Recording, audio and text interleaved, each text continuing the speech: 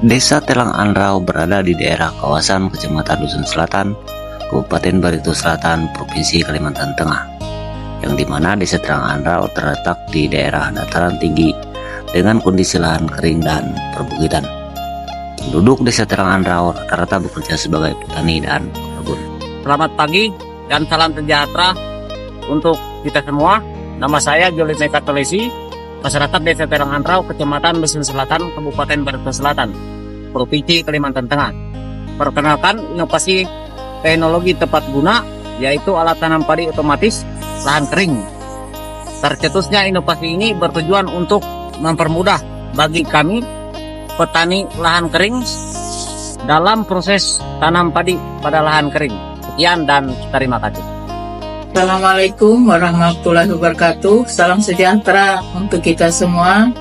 Saya Kepala Dinas Pemberdayaan Masyarakat dan Desa Kabupaten Barito Selatan sangat mendukung dan mengapresiasi terhadap inovasi yang diciptakan oleh inovator dari Desa Telang Anrau, Kecamatan Dusun Selatan, yang berupa pertama, alat tanam padi otomatis di lahan kering. Semoga dengan terciptanya alat ini dapat memotivasi para inovator lainnya sehingga desa-desa di Kabupaten Barito Selatan bisa berkompetisi dengan inovator-inovator lainnya, baik di tingkat kabupaten maupun di tingkat provinsi, bahkan di tingkat nasional.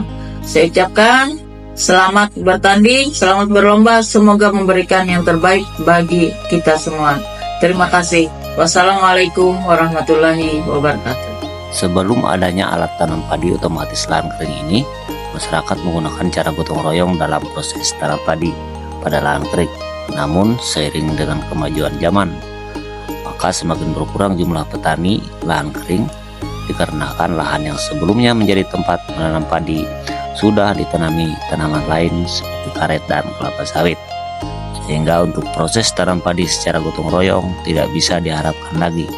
Maka dengan adanya alat tanam padi otomatis lahan kering ini, proses tanam yang biasanya dilakukan oleh banyak orang bisa dilakukan sendiri.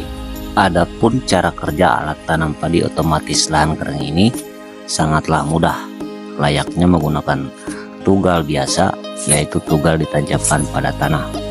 Namun pada alat tanam padi otomatis lahan kering ini, setelah tugal ditancapkan, kemudian ditarik hingga mata tugal tepat pada tujuh lubang tanam, dan diamkan sejenak sampai benih dari dalam botol keluar dengan sendirinya.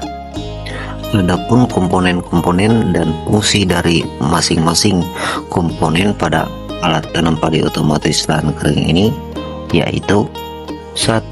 Mata tugal yang berfungsi sebagai pembuat lubang tanam, dan mata tugal ini terbuat dari kayu ulin atau jenis kayu keras lainnya supaya tidak mudah tumpul. 2. Tongkat bambu berfungsi sebagai tongkat penyambung mata tugal. 3.